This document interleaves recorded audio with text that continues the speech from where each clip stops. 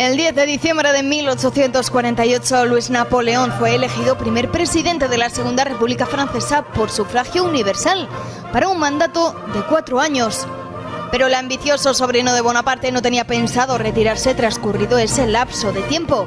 Así que, cuando se acercaba la fecha en que expiraba su mandato, y tras negarse la Asamblea a modificar la Constitución para permitir que fuese reelegido, preparó un golpe de Estado que tuvo lugar el 2 de diciembre de 1851 y que fue ratificado mediante sufragio censitario.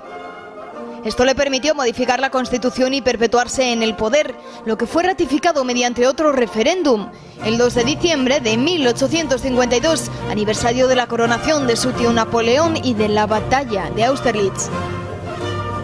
La proclamación del imperio resultó en sus inicios una reacción contra el democratismo de la República, pero pronto fue adoptando formas más liberales y de menor restricción de las libertades, transformándose en una monarquía constitucional. Sin embargo, jamás perdió su tendencia a la grandiosidad, tanto en el plano interno como en el exterior. Las puestas en escena del poder imperial, las exposiciones universales, la Reforma de París, que se transformó en la ciudad de grandes avenidas que es hoy, los publicitados viajes del matrimonio imperial de Napoleón y Eugenia de Montijo dentro y fuera de Francia, junto al despertar de un arte sincrético que pretendía recoger la herencia de lo mejor del pasado artístico francés, proyectó la idea de un renacer de la grandeza francesa en su vertiente imperial. La política exterior de Napoleón III acompañaba esta visión.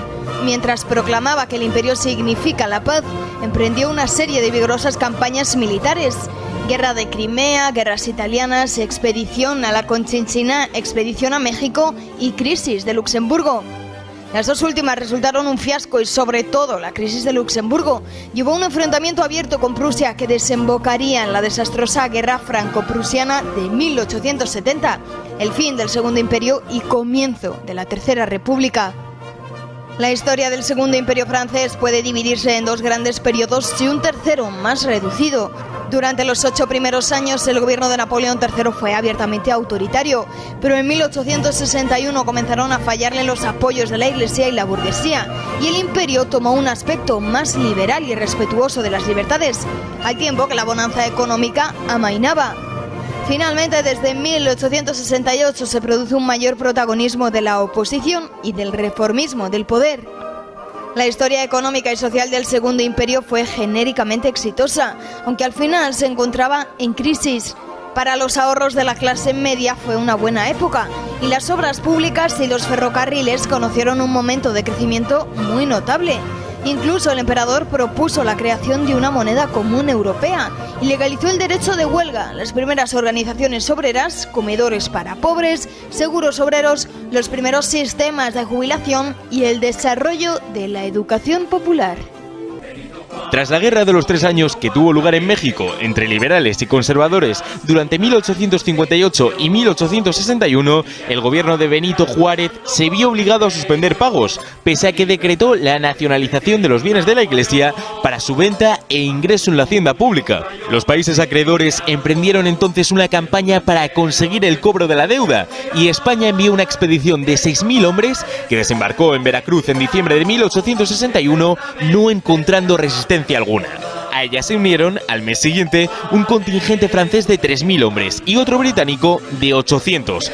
La expedición, dada la animosidad de Juárez contra la Iglesia, fue también bendecida por Pío IX. Españoles y británicos abandonaron el país al serles asegurado el pago, pero los franceses se quedaron, porque albergaban un designio oculto que no era otro sino el de construir un imperio mexicano a su sombra. El objetivo inmediato era el de apoyar a los sudistas en la guerra de secesión de los Estados Unidos, además de asegurar la influencia de Francia en América, que era algo a lo que aspiraba el siempre hambriento de gloria Napoleón III.